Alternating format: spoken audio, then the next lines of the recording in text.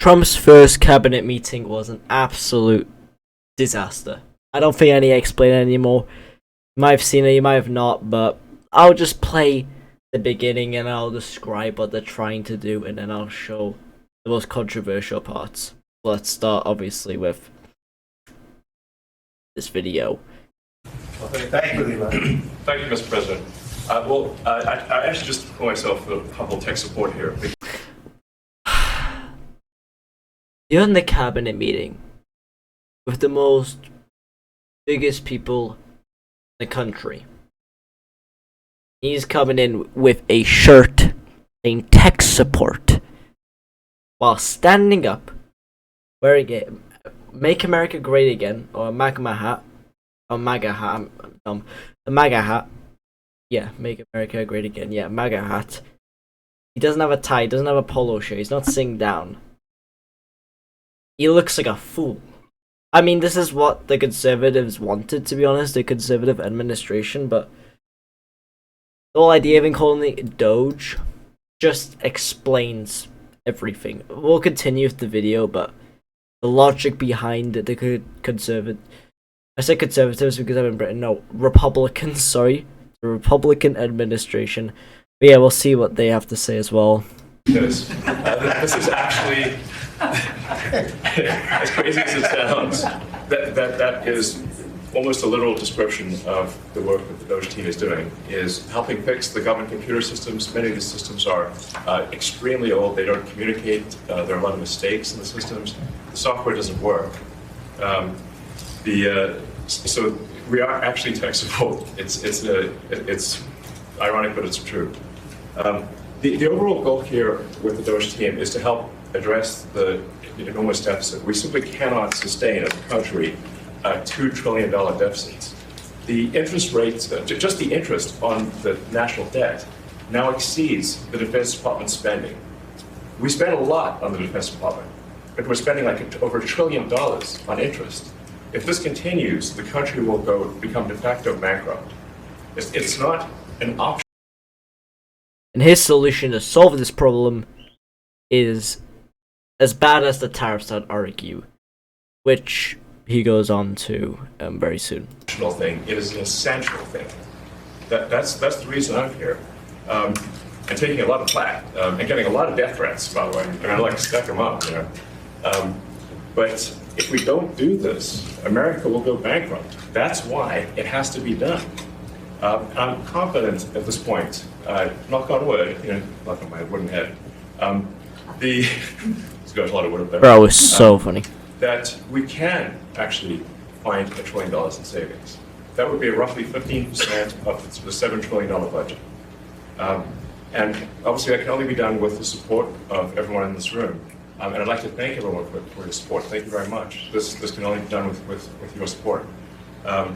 So this is really, Doge is a support function for the president and for the agencies and departments to help achieve those savings and to effectively find 15% in reduction in fraud and waste.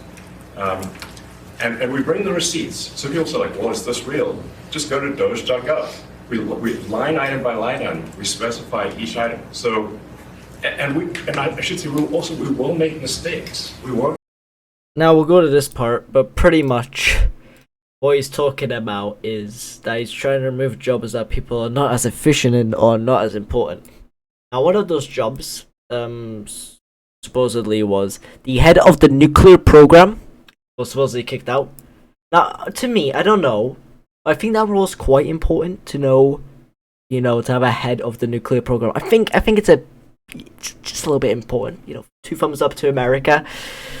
But yeah, what they're trying to do is they're trying to get rid of jobs that are not as productive and are not giving enough to the economy, which I find, well, to the Republicans, that's pretty much most jobs. But a basic economics class would tell you that the more jobs there's, the higher productivity, therefore there's more production, economies of scale. It just goes on and pretty much just explains that's how you make money. That's how a country makes money. That's why your GDP grows through consumption of your goods. Your people is due to this. And if you're going to reduce jobs, people are going to be obviously homeless because they're not going to have a job to sustain themselves. And probably will be not tempted to get a job because obviously said so. So pretty much they're going to be jobless. So that means less people will be working, less people will be buying. That means more homelessness, which is actually a major problem. And as I'm saying that this is as probably as bad or maybe even worse than the tariffs.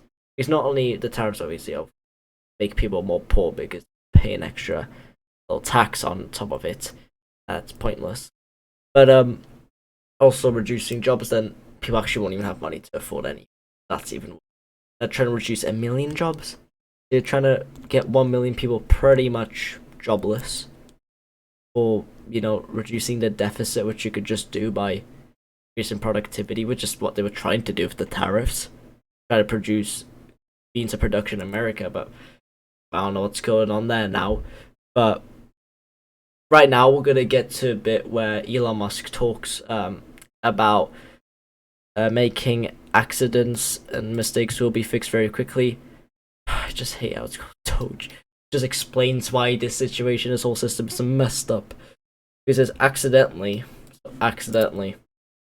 they briefly cancelled the Ebola prevention efforts at USAID, but then restored the program, which they still have not done it yet. I'll just show the clip to pretty much just summarize what Elon has to say about it, and he pretty much just laughs. Chuckle like nothing. Obviously for him it's nothing because... let's just hear it. It won't be perfect, but when we make a mistake, we'll fix it very quickly. So for example, with USAID, one of the things we accidentally canceled very briefly was Ebola. Ebola. He's a joke. I'm pretty sure in a podcast he says that he's gonna legalize comedy or some weird thing like that. But it explains it all. It really just explains America right now. He's chuckling at Ebola, bro. Ebola. The disease you probably shouldn't chuckle at, like, oh, we just accidentally removed it. Accidentally. Like, you don't do that. But yeah, he pretty much just drags it on for quite a bit. And if you want to see what's NBC, which I'm pretty sure they're pro-Republican websites, so you'll have some giggles and laughs if you actually have a brain in there, which he was talking about.